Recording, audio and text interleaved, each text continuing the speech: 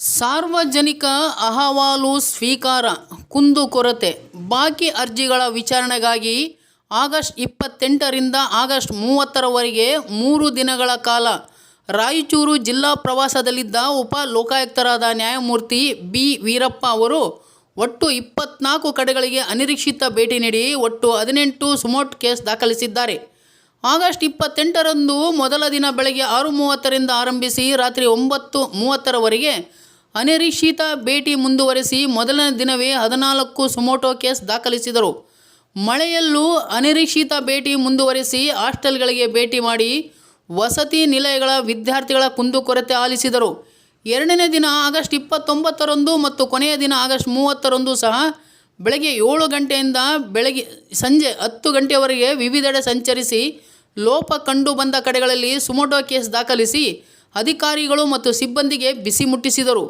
ಈ ಕಾರ್ಯಾಚರಣೆಯಲ್ಲಿ ಉಪ ಲೋಕಾಯುಕ್ತರಾದ ಬಿ ವೀರಪ್ಪ ಅವರೊಂದಿಗೆ ಬೆಂಗಳೂರಿನ ಉಪ ಲೋಕಾಯುಕ್ತ ಕಚೇರಿಯ ಅಪರ ನಿಬಂಧಕರು ಆಗಿರುವ ನ್ಯಾಯಾಧೀಶರಾದ ರಮಾಕಾಂತ್ ಚವ್ಹಾಣ್, ಶಿವಾಜಿ ಅನಂತ್ ನಲ್ವಾಡೆ, ನಿಬಂಧಕರು ಆಗಿರುವ ನ್ಯಾಯಾಧೀಶರಾದ ಅರವಿಂದ್, ಗೌರವಾನ್ವಿತ ಹಿರಿಯ ದಿವಾಣಿ ನ್ಯಾಯಾಧೀಶರಾದ ಎಚ್.ಎಸ್. ಸಾತ್ವಿಕ್, ರಾಯಚೂರು ಲೋಕಾಯುಕ್ತ ಪೊಲೀಸ್ ಅಧೀಕ್ಷಕರಾದ ಸತೀಶ್ ಬಿ ಚಿಟಗುಬ್ಬಿ, ಕರ್ನಾಟಕ ಲೋಕಾಯುಕ್ತರಾದ ಡಿವೈಎಸ್ಪಿಗಳಾದ ರವಿ ಪುರುಷೋತ್ತಮ್, ವಸಂತ್ ಕುಮಾರ್, ಪೊಲೀಸ್ ನಿರೀಕ್ಷಕರಾದ ಕಾಳಪ್ಪ ಬಡಿಗೇರ್, ಚಂದ್ರಪ್ಪ ಸುನೀಲ್, ಮೇಗಲಮಣಿ, ಶೈಲಜಾ, ನಾಗರತ್ನ ಹಾಗೂ ಲೋಕಾಯುಕ್ತ ಕಚೇರಿಯ ಸಿಬ್ಬಂದಿ ಭಾಗಿಯಾಗಿದ್ದರು.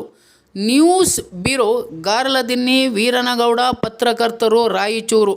RTO ಅಧಿಕಾರಿ ಆಫೀಸ್ಗೆ ಹೋದಾಗ ಸುಮಾರು 29,000 FC ಎಕ್ಸ್ಪೈರ್ ಆಗಿಬಿಟ್ಟಿದೆ.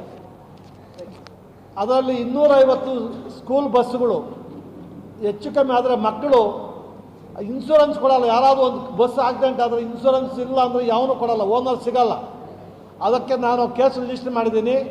ಅವ್ರಿಗೆ 2 ತಿಂಗಳು ಟೈಮ್ ಕೊಟ್ಟಿದ್ದೀನಿ. ಎಲ್ಲ FCಗಳು ಆಗಬೇಕು, ಫೈನ್ ಕಲೆಕ್ಟ್ ಮಾಡಬೇಕು, ಲಕ್ಷಾಂತರ ದುಡ್ಡು ಬರುತ್ತೆ. ನಾನು ಡಿಸ್ಟಿಕ್ ಹೋದಾಗ ಬರೀ ಅದನ್ನು ನೋಡೋದು. ಇವತ್ತು ಮೈನ್ಸ್ಗೆ ಹೋದಾಗಲೂ ಅಷ್ಟೇ, ಯಾವುದು FC ಇಲ್ಲ ಅದೆಲ್ಲ ಫೈನ್ ಹಾಕಬೇಕು ಅಂತ ಹೇಳಿದ್ದೀನಿ. ಅವ್ರ ಮೇಲೆ ಆಕ್ಷನ್ ತಗೋತೀನಿ. 2 ತಿಂಗಳಲ್ಲಿ ಮಾಡದೇ ಇದ್ದರೆ they will be in trouble. ನೋಡಿ, ಸುಮಾರು 628 ಕೇಸು, 503 ಕೇಸ್ ಬಂದಿದೆ. ಪ್ರವಚನ ಇದ್ರೆ ಯಾರೂ ಕೇಸ್ ಕೊಡೋಕ್ಕೆ ಬರ್ತಾ ಇರಲಿಲ್ಲ. ನಾವೇನಾದರೂ ಮಾಡ್ತೀವಿ ಅಂತ ಜನಗಳು ನಮ್ಮ ಮೇಲೆ ನಂಬಿಕೆ ಇಟ್ಕೊಂಡು ಬಂದಿದ್ದಾರೆ. ನಿನ್ನೆ ಇವತ್ತು ನಾವು ಒಂದು 125 case, total 628 case, highest in the Karnataka. ಯಾವ ಡಿಸ್ಟಿಕಲ್ಲಿ ಇಷ್ಟು ಬಂದಿಲ್ಲ. ನಾವು ತಂದಿದ್ದೀವಿ. ಅದರಲ್ಲಿ ಪ್ರಾಮಾಣಿಕ ಪ್ರಯತ್ನ ಮಾಡಿ 171 ಕೇಸನ್ನು ಇಲ್ಲೇ ಇತ್ಯರ್ಥಪಡಿಸಿದ್ದೀನಿ, ನ್ಯಾಯ ಕೊಡಿಸಿದ್ದೀನಿ.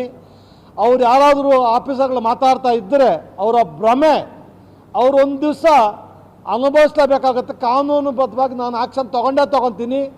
ಕಾನೂನು ಬಿಟ್ಟು ಅವ್ರು ಏನು ಮಾಡಿದ್ರೆ ಅವಕಾಶ ಕೊಡೋದಿಲ್ಲ. ಅವ್ರು ಏನು ಭ್ರಮೆ ಇದೆಯೇ ಅದು ಅವರು ನಿದ್ದೆಯಲ್ಲಿ ಮಾಡಿರ್ಬೇಕಷ್ಟೇ, ಕನಸು ಅಂದ್ಕೋಬೇಕು. ನಿಜವಾದ ಭ್ರಮೆ, ನಿಜವಾದ ಆಕ್ಷನ್ ಏನು ಅಂತ ಇನ್ನು ಮುಂದೆ ಆಗುತ್ತೆ.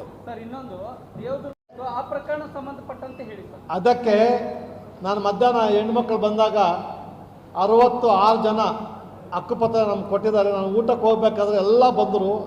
ಅಮ್ಮ ಊಟ ಮಾಡಿ ಬರ್ತೀನಿ ಅಂತ ನಾನು ಹೇಳಿ ಊಟ ಮಾಡಿ ಬಂದ ತಕ್ಷಣ ಅವರ ಒಳಗಡೆ ಆ ರೂಮಲ್ಲಿ ಕೂರ್ಸಿದ್ರು. ಒಳಗಡೆ ಆಚೆ ಕರೆಸಿ ನಾನು ಎಲ್ಲರನ್ನ ಮನವಿ ಕೇಳಿದ್ದೀನಿ. 66 ಹಕ್ಕುಪತ್ರ ಕೊಟ್ಟಿದ್ದಾರೆ. ಇವತ್ತು ಪೊಸಿಷನ್ ಕೊಟ್ಟಿಲ್ಲ ಅಂತ. ಅದಕ್ಕೆ ಸುಮೋಟೋ ಕೇಸು ಅದು ಸೇರಿಸಿ ರಿಜಿಸ್ಟರ್ ಮಾಡಿದ್ದೀನಿ. ನಾನು ನಿರ್ದಾಕ್ಷಿಣ್ಯವಾಗಿ ಕಾನೂನು ಪ್ರಕಾರ ಏನು ನಮ್ಮ ಲೋಕಾಯುಕ್ತ ಕಾನೂನು ಅವಕಾಶ ಇದೆಯೋ ಅದ್ರ ಪ್ರಕಾರ ಆಕ್ಷನ್ ತಗೊತೀನಿ. ಅವ್ರು ನ್ಯಾಯಗೋಸ್ಕರ ಪ್ರಾಮಾಣಿಕ ಪ್ರಯತ್ನ ಮಾಡ್ತೀನಿ.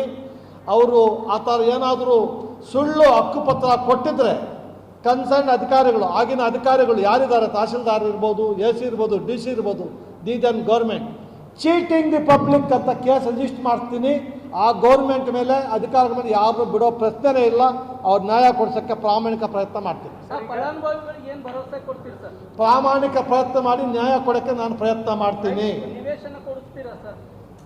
ನಾನು ಇವಾಗ ಹೇಳ್ತಾ ಇರೋದೇ, ಹಕ್ಕುಪತ್ರ ಕೊಟ್ಟಿದ್ದಾರೆ, ಅವ್ರ ಜಾಗ ಕೊಟ್ಟಿಲ್ಲ. ಅವ್ರ ಜಾಗ ಕೊಡಲೇಬೇಕು. ಕೊಡಲಿಲ್ಲ ಅಂದರೆ ನಾನು ಅವ್ರಿಗೆ ಬಿಡಲ್ಲ. ಕನ್ಸರ್ನ್ ತಹಶೀಲ್ದಾರು ಅಷ್ಟೇನು ಕಮ್ಮಿ ಜೈಲಿಗೆ ಹೋಗ್ಬೇಕಾಗುತ್ತೆ. ಇದನ್ನು ನಾನು ಗೌರ್ಮೆಂಟ್ ನೋಟಿಸ್ ತರ್ತೀನಿ. 66 ಜನಕ್ಕೆ ಹಿಂಗೆ ಮಾಡಿದ್ದೀರಾ, ನಿಮಗೆ ತಾಯಿರಿದೆ ಇಲ್ವಾ ಅಂತೇಳಿ ರಿಪೋರ್ಟಲ್ಲಿ ಕಳಿಸ್ತೀನಿ. ಅದು ರಿಪೋರ್ಟ್ ಮಾಡ್ತೀನಿ. ಇಂಥ ಇನ್ಸಿಡೆಂಟ್ಗಳು ಸುಮಾರು ಬರ್ತವೆ, ಇದೊಂದೇ ಅಲ್ಲ. ನಾನು ನಿಮ್ಗೆ ಹೇಳಬೇಕಾಗುತ್ತೆ. ತುಮಕೂರಲ್ಲಿ ಒಂದು ಇನ್ಸಿಡೆಂಟ್ ಆಯಿತು. ಮುಂದೆ ಅದಿರಲಿ ಬೇಡವಾ? ಆಯಿತು.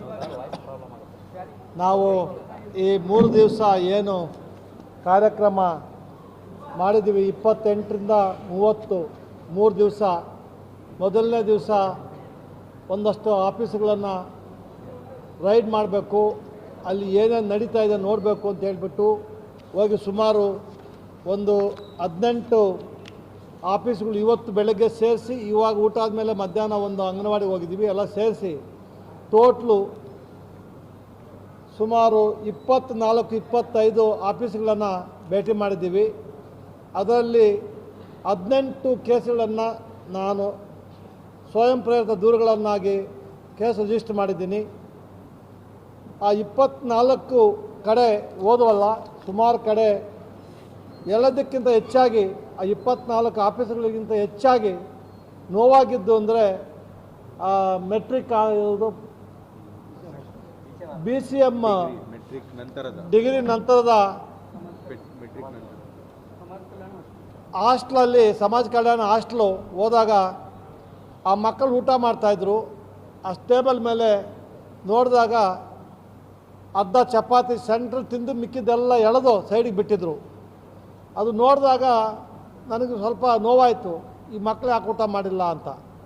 ಆಮೇಲೆ ನಾವು ಅದನ್ನು ಕರೆಕ್ಟಾಗಿ ಚೆಕ್ ಮಾಡಿದಾಗ ಬೆಂದೇ ಇಲ್ಲ, ಮಕ್ಕಳು ಬಿಟ್ಟಿದ್ದಾರೆ. ನೋವಿನ ಸಂಗತಿ ಏನು ಅಂದರೆ, ಅಲ್ಲಿ ನಾವು ಮಕ್ಕಳು ಕೌಂಟ್ ಮಾಡಿದಾಗ 140 ಜನ ಮಕ್ಕಳಿದ್ರು. ಬಯೋಮೆಟ್ರಿಕ್ಕು ಅಲ್ಲಿ ಕೌಂಟ್ ಮಾಡಿದಾಗ 140 ಜನ, ಕೌಂಟ್ ಮಾಡಿದಾಗ 100, ಬಯೋಮೆಟ್ರಿಕ್ 140 ಜನ ಮಕ್ಕಳಿದ್ರು. ಆ ಅಟೆಂಡೆನ್ಸಲ್ಲಿ 427 ಜನ ಅಟೆಂಡೆನ್ಸ್ ಮಾಡ್ತಾರೆ. ಇಂಥ ಅಧಿಕಾರಿಗಳು ನಮಗೆ ಬೇಕಾ ಅಂತ ನೋವಾಯಿತು ನನಗೆ. ನಾನು DC ಗೆ ಮಾತಾಡಿದ್ದೀನಿ, CO ಗೆ ಮಾತಾಡಿದ್ದೀನಿ. ಇಂಥ ಅಧಿಕಾರಿಗಳು ಮುಂದುವರಿಯೋಕ್ಕೆ ಅವಕಾಶ ಇಲ್ಲ, ಕಾನೂನುಬದ್ಧವಾಗಿ ಆಕ್ಷನ್ ತಗೋಬೇಕು ಅಂತ ಹೇಳಿದ್ದೀನಿ.